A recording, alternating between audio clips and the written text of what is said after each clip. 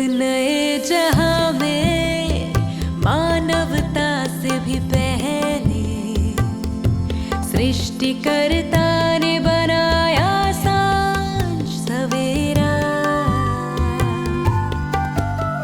आकाश, धरती और सागर बनाए और बनाए घास फूस पेड़ पौधे सारे।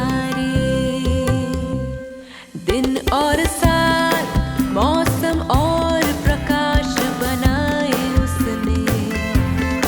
उस नए जीवन के लिए जो थे जल्द ही रचे जाने वाले। सृष्टिकर्ता द्वारा रची गई हर नई चीज थी उसके अधिकार और सामर्थ्य की अभिव्यक्ति। उसका हर विचार, हर कथन उसके सामर्थ्य का हर प्रकटीकरण बेजोड़ नमूना है। सभी चीजों में ये एक महान कार्य है। मानव जाति के ज्ञान और समझ के सबसे योग्य है।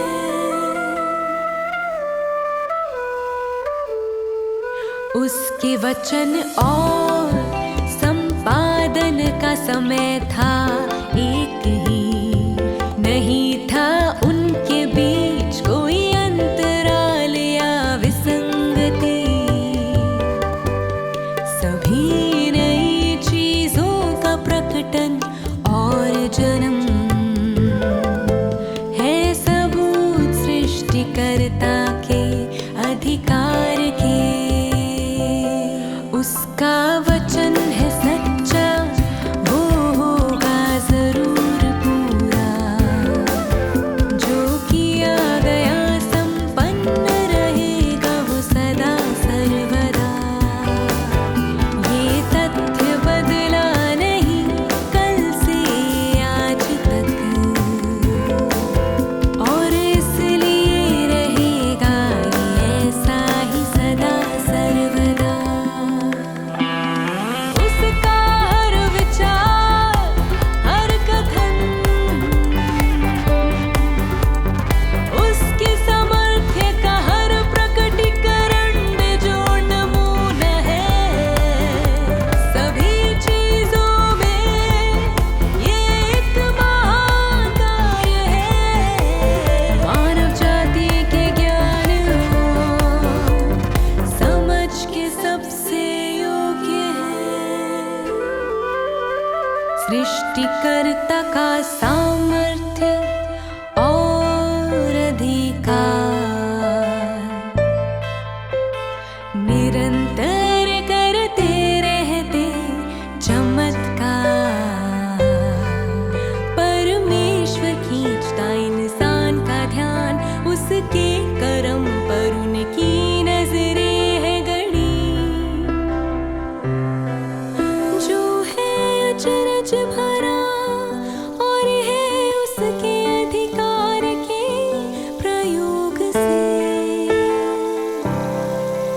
उसका अद्भुत सामर्थ्य देता आनंद ही आनंद।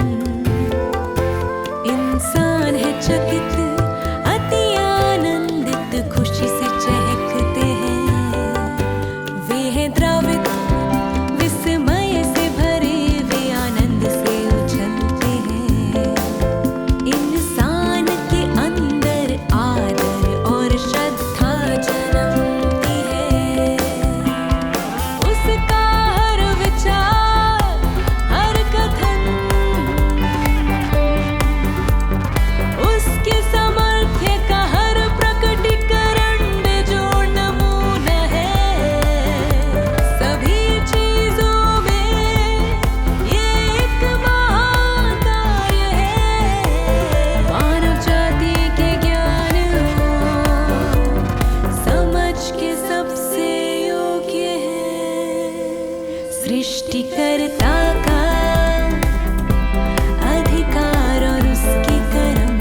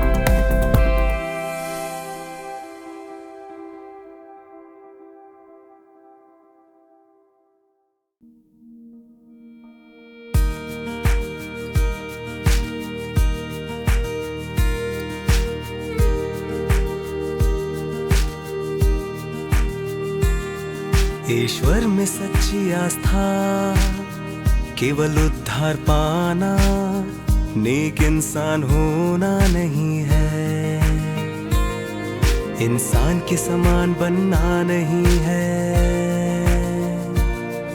ये ईश्वर के अस्तित्व को मानने से ज्यादा है। परमेश्वर ही तो है सत्य, मार्ग और जीवन। ये नहीं बस इस खातिर कि तुम ईश्वर को स्वीकारो, से सबका शासक जानो। वो सृष्टिकर्ता सर्वशक्तिमान अद्वितीय सर्वोच्च है ये जानो। पर सच्ची आस्था तो इससे कहीं ज्यादा है। ईश्वर की इच्छा है कि तुम अपना तन मन उसे अर्पित करो, आज्ञा मानो उसके पीछे चलो। तुम उसे अपना उपयोग करने दो और खुशी से उसके लिए सेवा करो। तुम उसके लिए सब कुछ करो।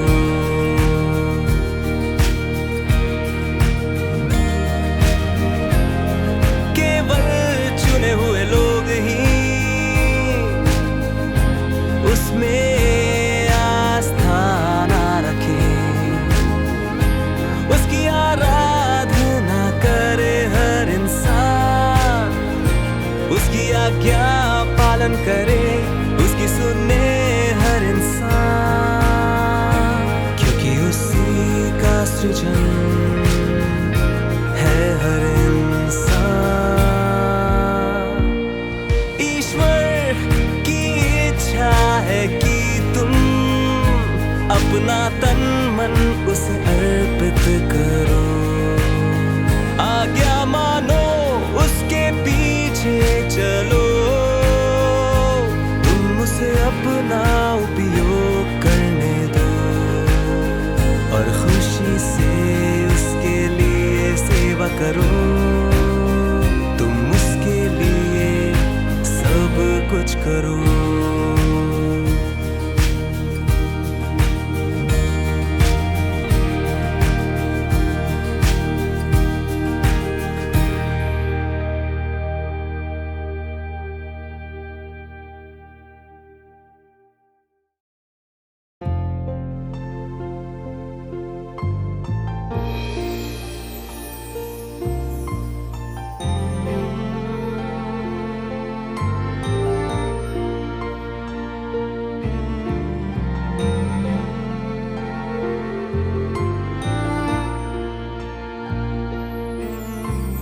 दया का अर्थ हो सकता है दिल से प्रेम करना।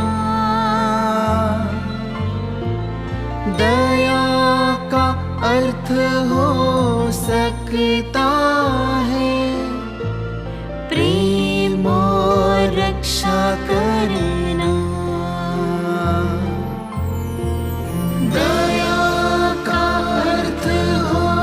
सकता है चोट न देना चाहना।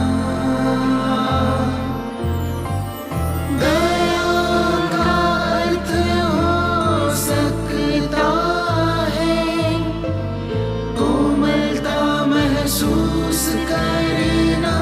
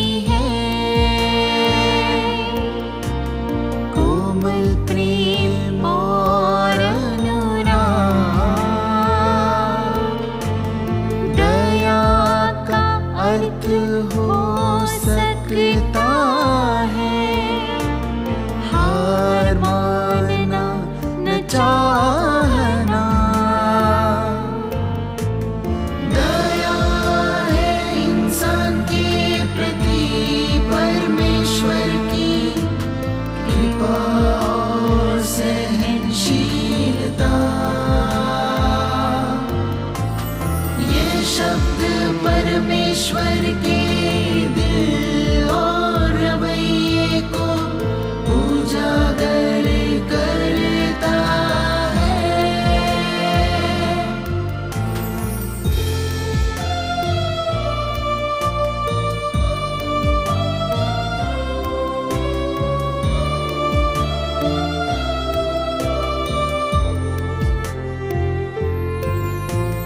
सोदोम के लोगों के समान ही निनवे के लोग भी भ्रष्ट और हिंसक थे, पर बदल दिया परमेश्वर के दिल को उनके पछतावे ने।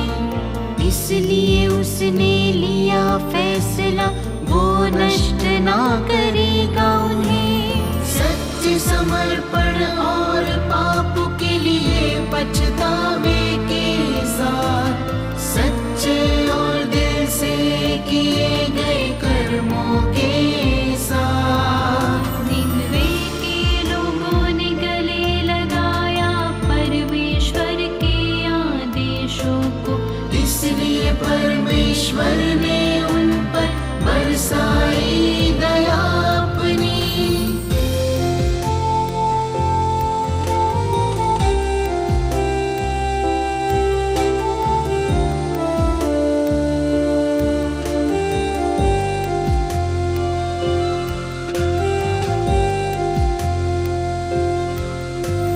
परमेश्वर के दिए प्रतिफल की इंसान के लिए उसकी दया की कोई भी नकल नहीं कर सकता है। परमेश्वर की कृपा या सहनशीलता को, इंसान के प्रति उसकी सच्ची भावना को कोई धारण नहीं कर सकता है। केवल सृष्टिकर्ता दिखाता है दया इंसान पर, केवल सृष्टिकर्ता को है उससे असीम अनुराग। केवल सृष्टिकर्ता बरसा सकता है कृपा इंसान पर, और अपनी सारी सृष्टि को संजो सकता है।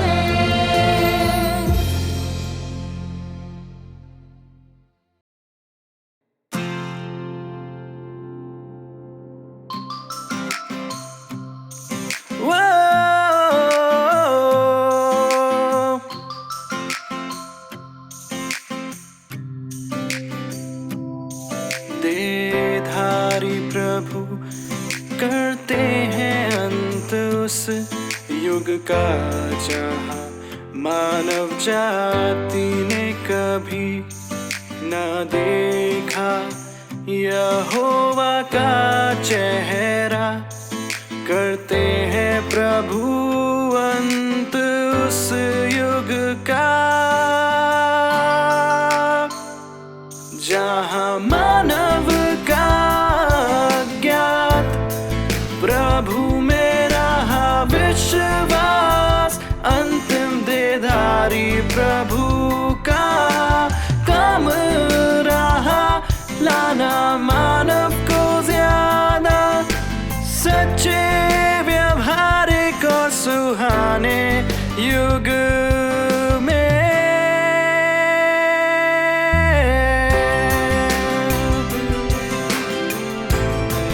देहधारी प्रभु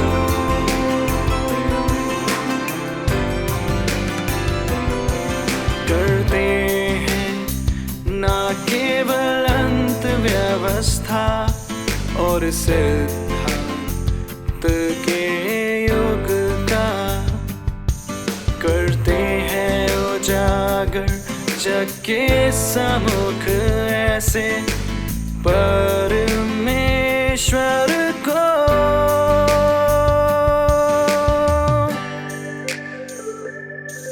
जो सच्चे हैं और सहज हैं, जो धर्मी है है जो कार्य योजना करे उजागर, करे प्रकाशित मानवता के भेदों को और मंजिल को रचा जिन्होंने मानव जाति को। रहे हजारों साल गुप्त जो मानवता से करते हैं वो अंत अनजाने युग का।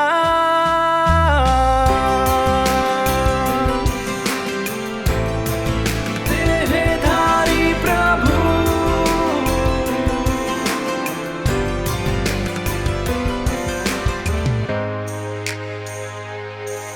करते हैं जो अंत उस युग का, जहाँ चाह कर भी ना कर पाई मानवता दर्शन परमेश्वर का। करते हैं वो अंत उस युग का, जहाँ मानव जाति ने की सेवा शैतान की, और करते हैं एक नए युग में रहनुमाई इंसान की। ये सब है परिणाम प्रभु के कामों का उस देह रूप में, ना कि प्रभु के आत्म रूप में, ना कि प्रभु के आत्म रूप में, ना कि प्रभु के आत्म रूप में।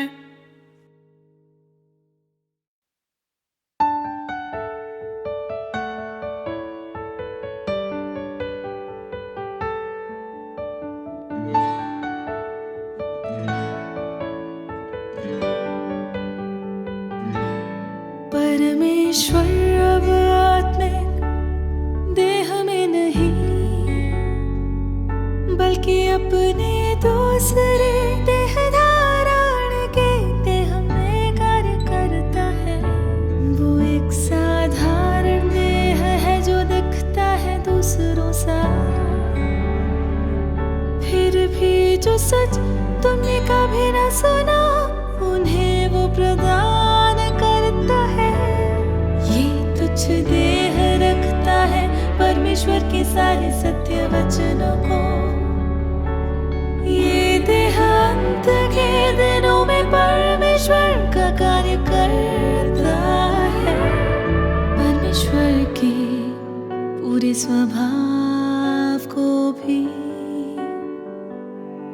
मानव के लिए व्यक्त करता है। क्या तुमने नहीं की कामना स्वर्ग में परमेश्वर को देखने की, उसे समझने की और मानव की मंजिल को देखने की? जो रास्तों में कोई मानव न बता सका वो तुम्हें बताएगा। जो सच तुम समझते नहीं हो वो तुम्हें समझाएगा। वो है तुम्हारा द्वार परमेश्वर के राज्य में, वो है तुम्हारा मार्गदर्शक नए युग में।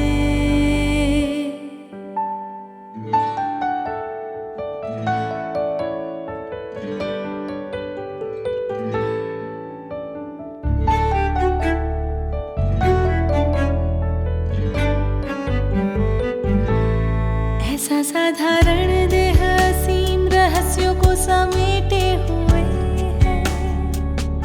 उसके कर्म थाह लगते हैं पर उसके कार्य का लक्ष्य दर्शाता है कि वो नहीं इतना साधारण देह जितना उसे मानव मानता है, क्योंकि वो दर्शाता है मानव के प्रति परमेश्वर की इच्छा और परवाह अंत के दिनों में।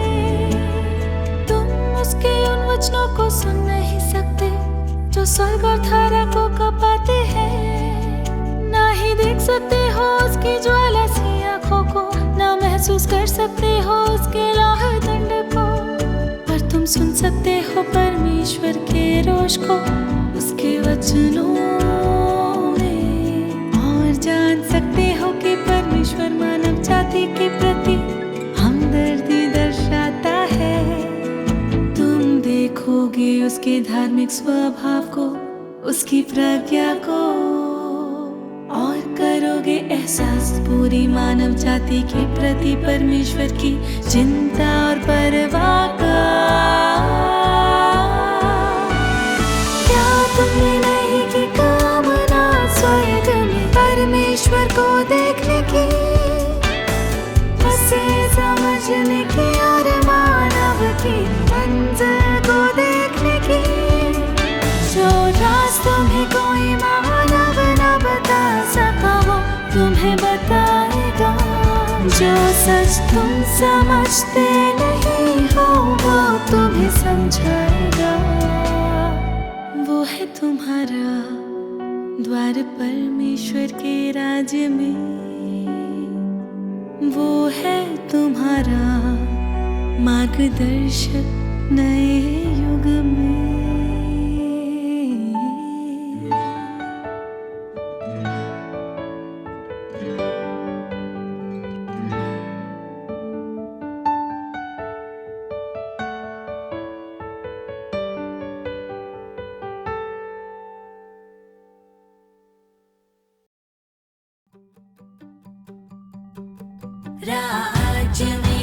राज्य में सभी विजेता अपने किरदार व गवाही अनुसार याजक या अनुयायी जैसे काम करेंगे।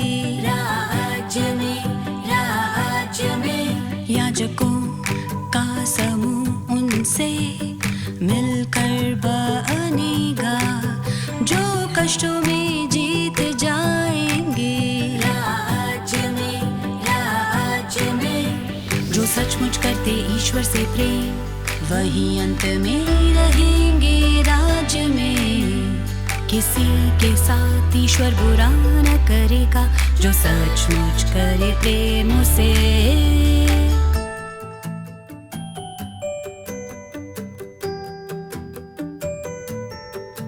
याजकों का समूह बनेगा जब सुसमाचार का काम पूरा होगा, पूरी कायनात में फैल जाएगा। राज्य में इंसान ईश्वर के साथ रहेगा जब वो समय आएगा, और वहाँ इंसान अपना फर्ज निभाएगा। राज्य में जो सचमुच करते ईश्वर से प्रेम, वही अंत में रहेंगे। राज्य में किसी के साथ ईश्वर बुरा न करेगा, जो सचमुच करे प्रेम उसे। याजकों के समूह में होंगे मुख्य याजक और याजक, बाकी सारे पुत्र और ईश्वर जन होंगे। राज्य में उनकी गवाही के आधार पर उनके ओहदे तय होंगे। इंसान का ओहदा तय होने पर बंद होगा ईश्वर का काम। राज्य में जो सचमुच करते ईश्वर से प्रेम, वही अंत में रहेंगे। राज्य में किसी के साथ ईश्वर बुरा न करेगा, जो सचमुच करे प्रेम उसे। जो सचमुच करते ईश्वर से प्रेम, वही अंत में रहेंगे। राज्य में किसी के साथ ईश्वर बुरा न करेगा, जो सचमुच करे प्रेम उसे। जब इंसान वर्गीकृत होगा वह सही स्थिति में लौटेगा, यही ईश्वर के काम के पूरे होने की निशानी है। यही ईश्वर के काम और इंसान के अभ्यास का परिणाम है, यही परिणाम है। ईश्वर कार्य के दर्शनों का, इंसान के सहयोग का यही नतीजा है। अंत में इंसान विश्राम पाएगा।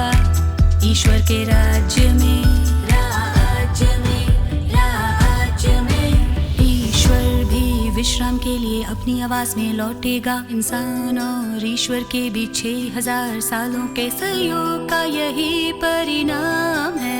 राज्य में जो सचमुच करते ईश्वर से प्रेम, वही अंत में रहेंगे राज्य में। किसी के साथ ईश्वर बुरा न करेगा, जो सचमुच करे प्रेम उसे।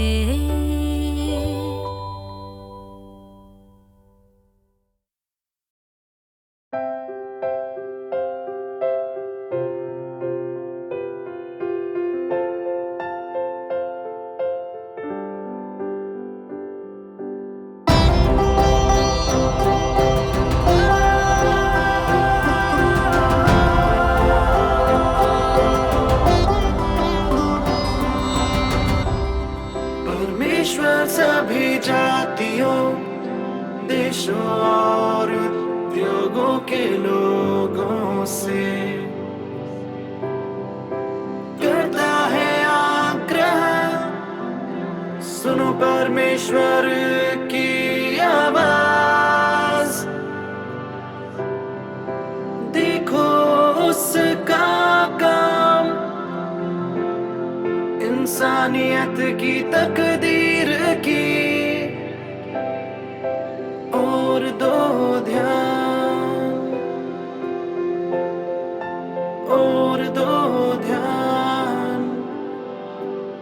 परमेश्वर को बनाओ सबसे पवित्र और सम्मानीय,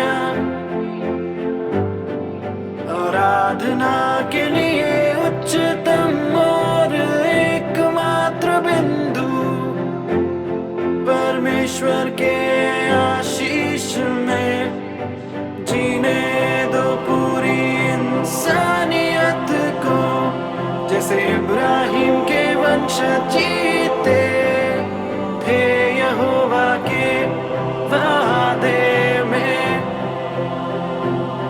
जैसे परमेश्वर की रचनाएं आदम और हवा रहते थे अदन के बाग में। परमेश्वर का काम है उमड़ती हुई लहरों की तरह। कोई रोक नहीं सकता उसे, कोई रोक नहीं सकता उसके कदम। सिर्फ उसके वचनों को सुनकर, सिर्फ उसके पीछे चलकर चला जा सकता है। उसके कदमों पर पाया जा सकता है उसके वादे को।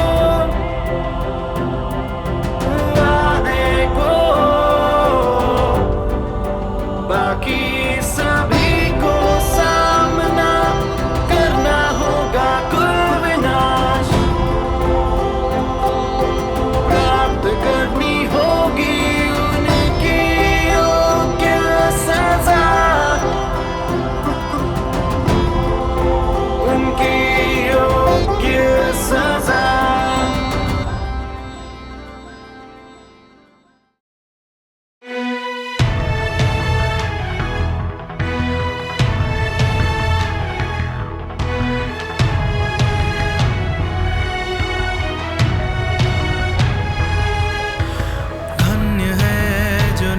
कार्य को करते हैं स्वीकार, धन्य है जो नए कार्य को करते हैं स्वीकार। धन्य है वो सब जो करते हैं पालन,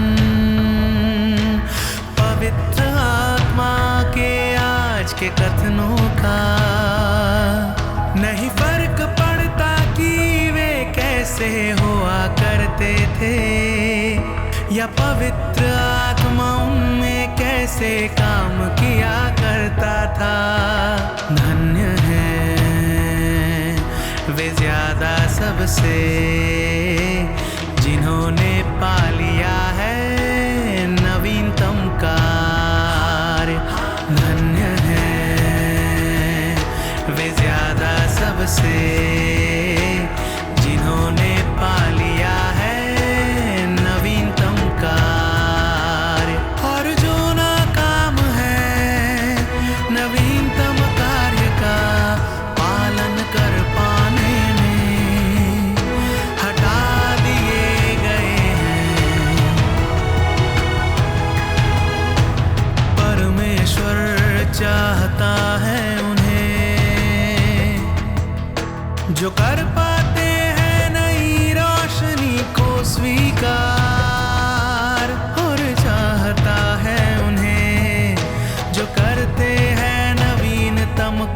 कार्य को स्वीकार।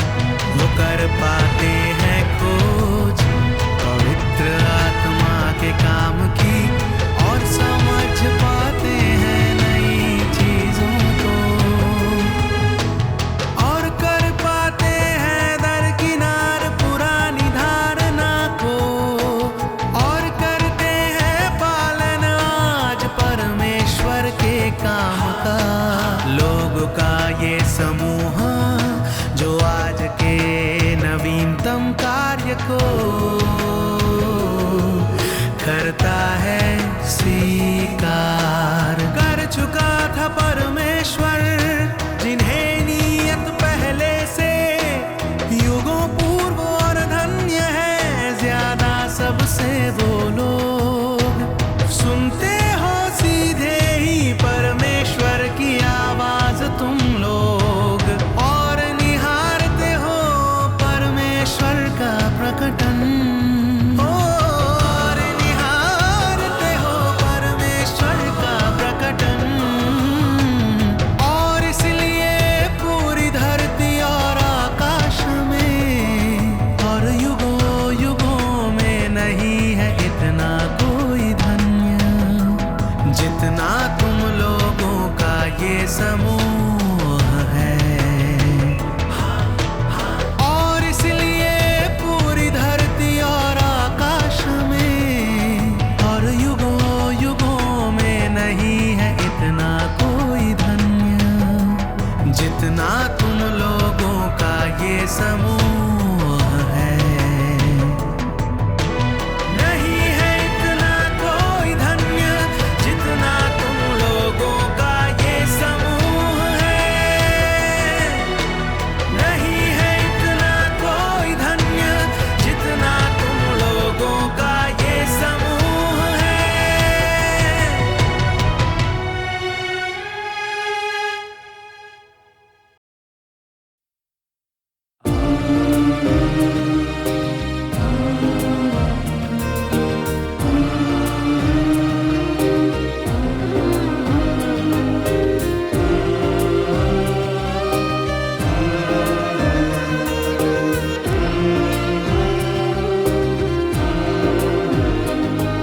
तुम्हारी नियति या मंजिल का इस्तेमाल कर तुम पर काबू पाने के लिए नहीं है परमेश्वर का विजय कार्य।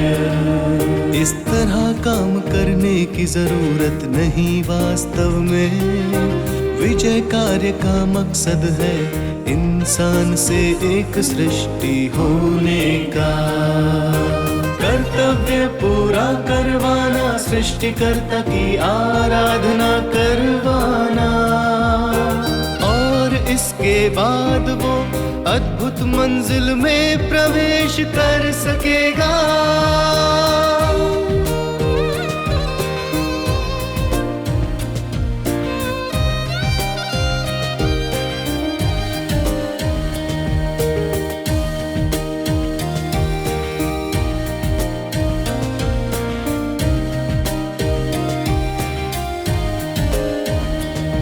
इंसान की नियति परमेश्वर के हाथों में है। कर लो चाहे कितनी भी दौड़ धूप नहीं कर सकते तुम अपना संचालन। अगर जानते तुम अपना भविष्य अपनी नियति पर काबू पा लेते तो क्या फिर भी तुम परमेश्वर की रचना होते।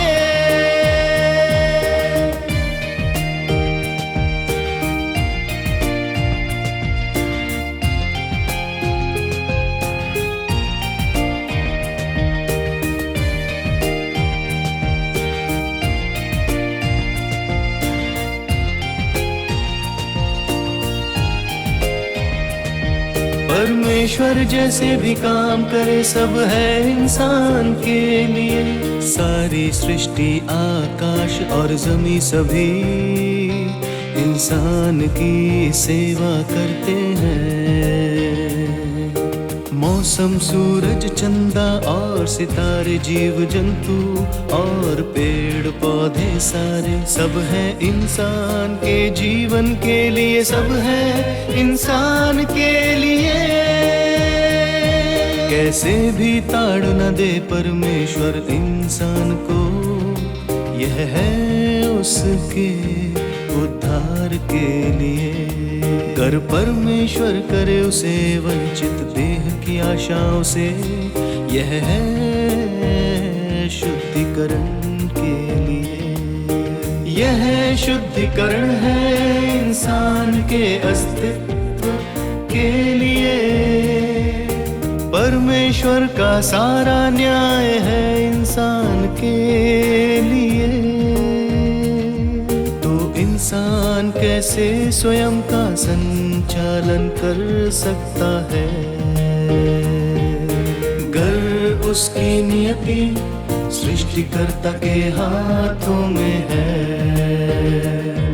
तो इंसान कैसे स्वयं का संचालन कर सकता है? गर उसकी नियति सृष्टिकर्ता के हाथों में है।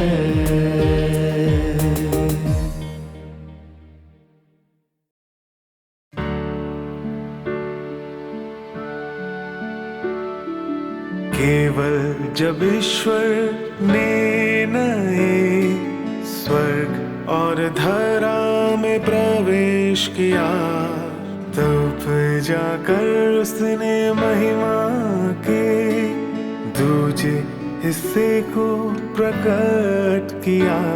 उसने पहले ये प्रकट किया कनान की जमीन पर, जिसने अंधेरी धरा पर रोशनी की झलक दिखाई। सबको आने दो रोशनी में, इसकी ऊर्जा से शक्ति लेने दो, ताकि बढ़े ईश्वर की महिमा और दिखे हर राष्ट्र को फिर से। लोगों को जानने दो कि ईश्वर आया बहुत पहले धरती पर, इज़राइल से पूरब के राष्ट्र में लाया महिमा। चूंकि उसकी महिमा पूरब में चमकती है, इसे लाया गया आज तक अनुग्रह के युग से। पर इज़राइल को वो छोड़कर आया और वहां से आ पहुंचा वो पूरब में। पूरब से पश्चिम तक बिजली चमके, ईश्वर आया पूरब में पश्चिम में नहीं, और वो लाया ज़मीन कनान की ज़मीन पूरब के राष्ट्र के लोगों के लिए। पूरब से पश्चिम तक बिजली चमके।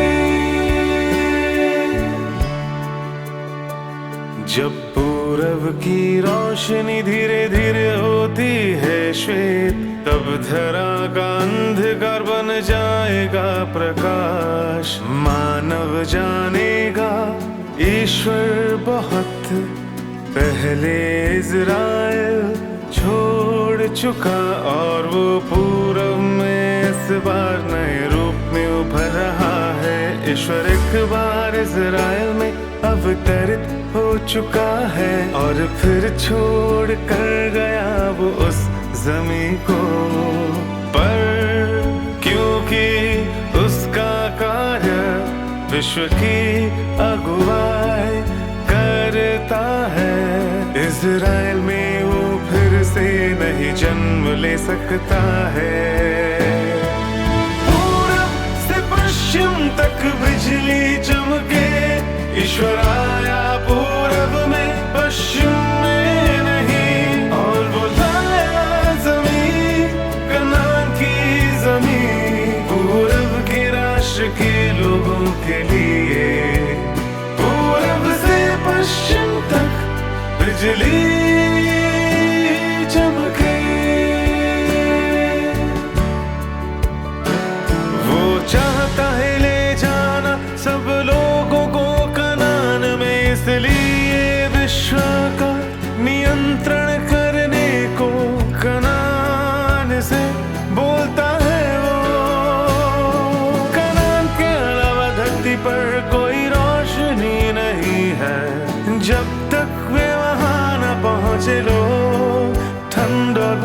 सामना करते हैं।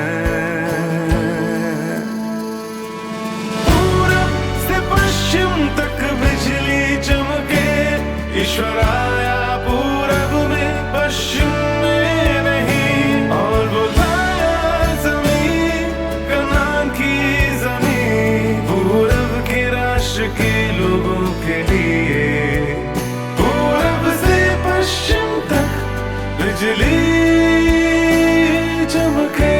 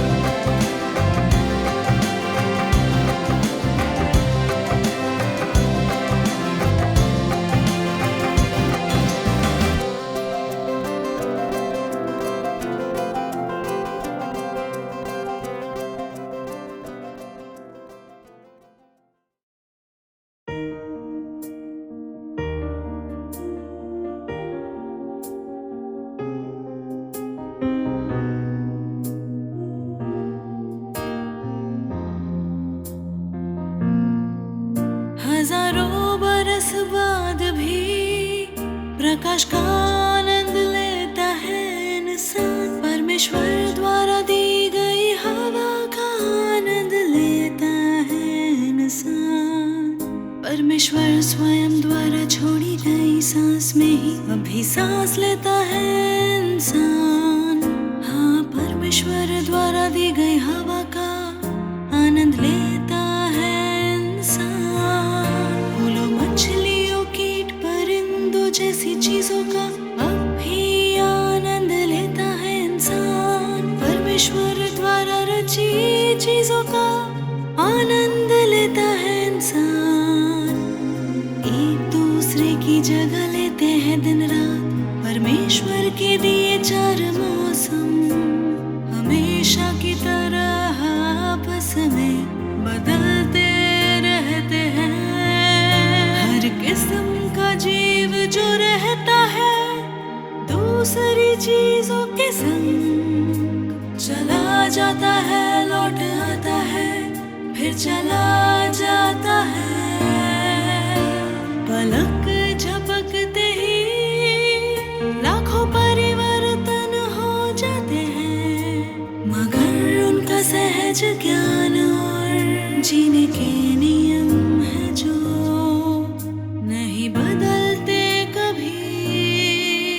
आसमां में उड़ने वाले कल हंस इस सर्दी में चले जाएंगे, और अगले बसंत में वे लौट कर फिर आएंगे।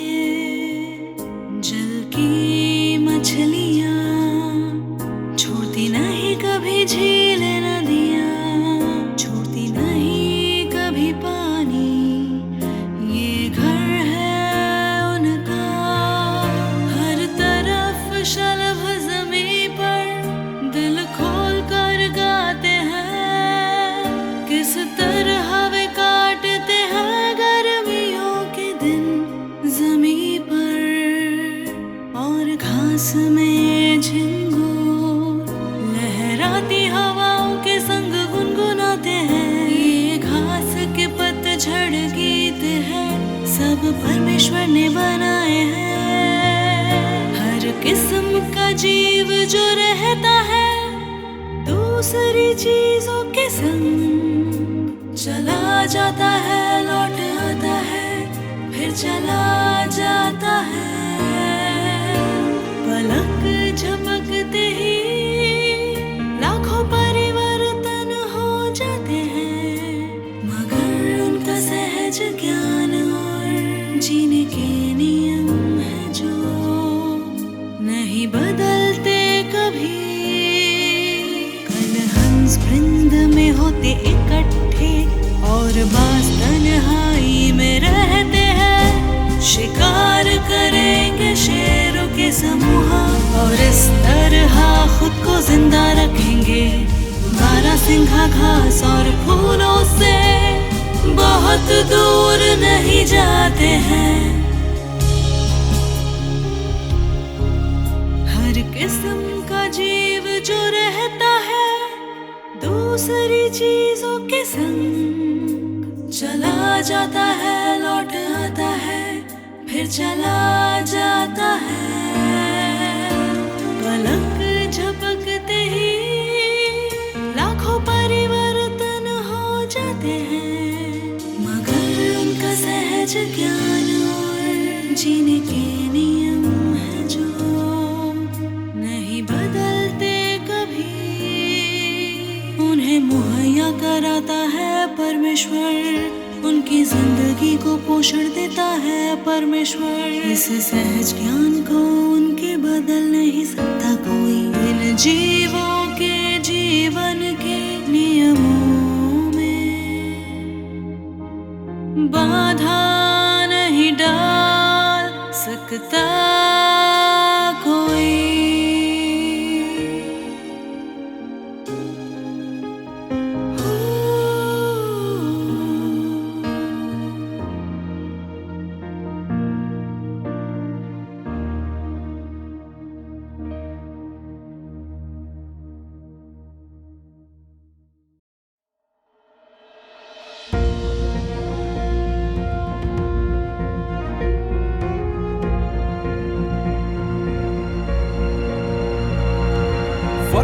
नहीं पड़ता वे जल में है या आकाश में। रहते हैं अलग अलग रूपों में बहुत से प्राणी, सृष्टिकर्ता की आज्ञा से होते एकत्र अपनी नस्ल या किस्म के मुताबिक। उसी की आज्ञा से बदल नहीं सकता कभी कोई जी इस नियम को। हिम्मत नहीं करते जीव सृष्टिकर्ता की सीमाओं को लांघने की। ना ही वे ऐसा करने के काबिल हैं। वे फैलते जीते बहुगुणित होते हैं। जैसा पूर्व नियत किया उसने पालन करते हैं उसके जीवन क्रम और नियमों का। उसकी अनकही आज्ञाओं का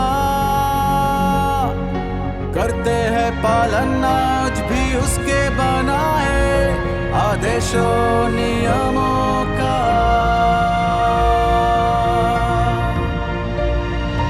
ना बदलेगी अनंत काल तक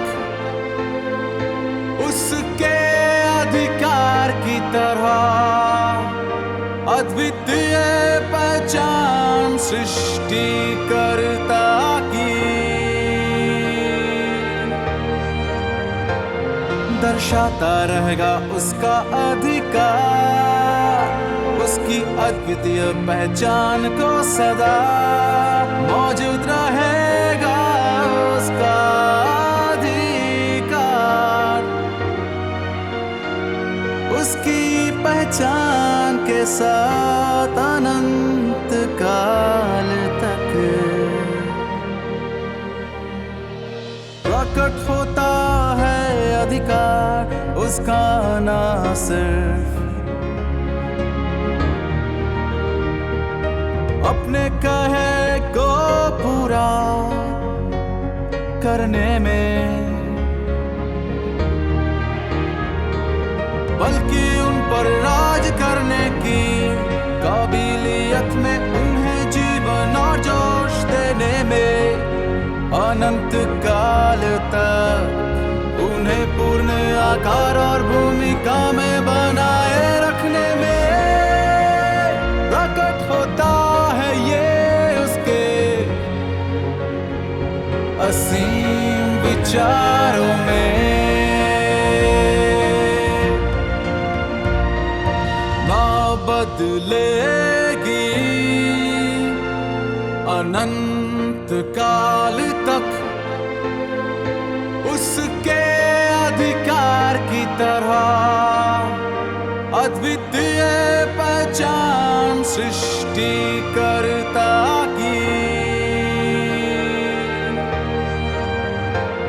दर्शाता रहेगा उसका अधिकार, उसकी अद्वितीय पहचान को सदा मौजूद रहेगा उसका अधिकार। उसकी पहचान के साथ अनंत काल तक ना बदलेगी अनंत काल तक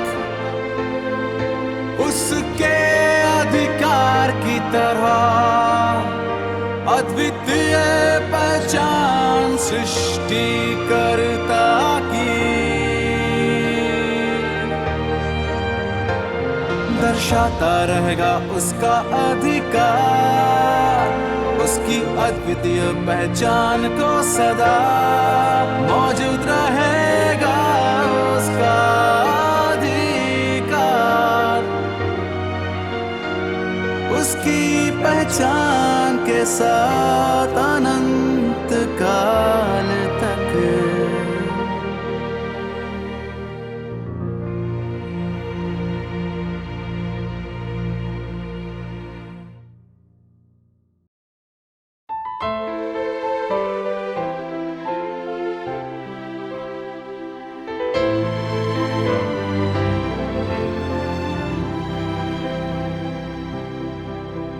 परमेश्वर में ना कोई झूठ है, ना कपट है कोई, उसमें केवल सच्चाई और निष्ठा है। इंसान उसमें शैतान के भ्रष्ट स्वभाव का नामो निशान नहीं देख सकता। शैतान की कोई बुराई प्रकट नहीं होती परमेश्वर में। परमेश्वर का सार पवित्र है, उसमें इंसान की कोई भ्रष्टता नहीं है। परमेश्वर का सार पवित्र है, उसमें इंसान के भ्रष्ट स्वभाव जैसा कुछ नहीं है। परमेश्वर का सार पवित्र है, उसमें शैतान के साथ जैसा भ्रष्ट कुछ नहीं है। परमेश्वर का सार पवित्र है, परमेश्वर पवित्र है। परमेश्वर सब कुछ इंसान को पोषण देने के लिए करता है। वो सब कुछ इंसान की मदद फायदे के लिए प्रकट करता है। ये जीवन से भरपूर है, ये इंसान को मार्ग देता है जिसका अनुसरण करे सही दिशा में चले इंसान। परमेश्वर का सार पवित्र है, उसमें इंसान की कोई भ्रष्टता नहीं है। परमेश्वर का सार पवित्र है, उसमें इंसान के भ्रष्ट स्वभाव जैसा कुछ नहीं है। परमेश्वर का सार पवित्र है, उसमें शैतान के साथ जैसा भ्रष्ट कुछ नहीं है। परमेश्वर का सार पवित्र है, परमेश्वर पवित्र है। परमेश्वर के पवित्र सार को जानो। परमेश्वर में कोई भ्रष्ट स्वभाव नहीं है। परमेश्वर के पवित्र सार को जानो। परमेश्वर का सार पूरी तरह सकारात्मक है। इंसान पर उसके काम से ये जाहिर है, क्योंकि उसका सारा काम सकारात्मकता लाता है। परमेश्वर के पवित्र सार को जानो। इन दो पहलुओं से तुम इसे जानो।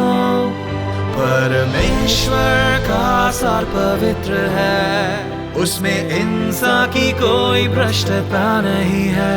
परमेश्वर का सार पवित्र है, उसमें इंसान के भ्रष्ट स्वभाव जैसा कुछ नहीं है। परमेश्वर का सार पवित्र है, उसमें शैतान के साथ जैसा भ्रष्ट कुछ नहीं है। परमेश्वर का सार पवित्र है, परमेश्वर पवित्र है। परमेश्वर भ्रष्टता नहीं अपना सार प्रकट करता है। परमेश्वर भ्रष्टता नहीं अपना सार प्रकट करता है। ये जानने के लिए कि परमेश्वर स्वयं पवित्र है, बस उसके काम में स्वयं उसके सार को जानना है।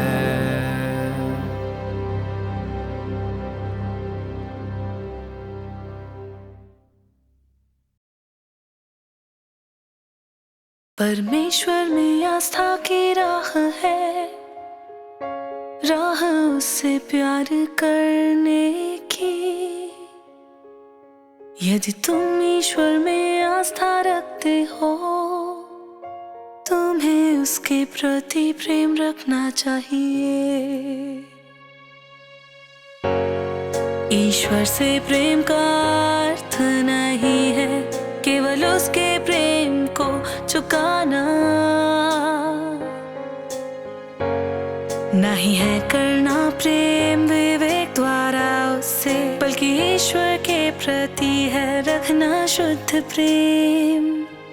विवेक नहीं जगाएगा ईश्वर के लिए प्रेम। जब तुम महसूस करो उसकी सुंदरता, तुम्हारी रूह को छुएगा परमेश्वर। तुम्हारा विवेक अपना कार्य करेगा। ईश्वर के लिए सच्चा प्यार आता है दिल की गहराई से। ये वो प्यार है जिसका था मानव का ईश्वर का सच्चा ज्ञान है।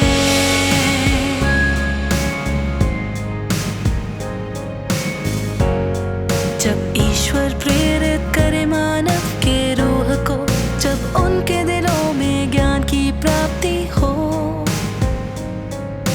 तब ईश्वर को वे विवेक से प्यार कर सकते हैं। अनुभव की प्राप्ति के बाद अपने विवेक से ईश्वर से प्रेम करना गलत नहीं है, पर है कम प्यार। ये करता है ईश्वर के अनुग्रह के साथ इंसाफ, पर मानव के प्रवेश को प्रेरित नहीं करता। ईश्वर के लिए सच्चा प्यार आता है दिल की गहराई से। ये वो प्यार है जिसका था मानव का ईश्वर का सच्चा ज्ञान है। जब लोगों को प्राप्त हो पवित्र आत्मा का कार्य, जब वे देखें और चखें ईश्वर का प्यार, जब पास हो उनके परमेश्वर का ज्ञान, तब उससे सच में प्यार किया जा सकता है।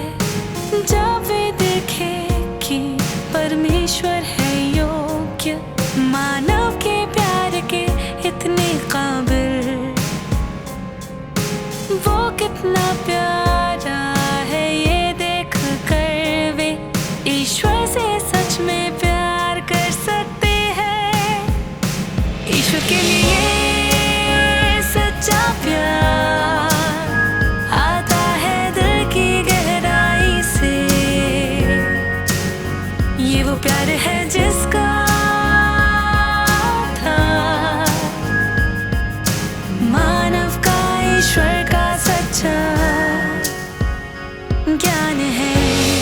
जो परमेश्वर को समझते नहीं, वे सिर्फ ईश्वर को अपनी धारणा और पसंद के आधार पर प्रेम करते हैं। वो प्यार दिल से नहीं, वो झूठा है। परमेश्वर को जो समझ जाए एक दफा, दर्शाता है कि उसका दिल है ईश्वर की ओर। उसके दिल में जो प्यार है वो सच्चा स्वाभाविक है। केवल ऐसा ही व्यक्ति है जिसके दिल में परमेश्वर है। ईश्वर के लिए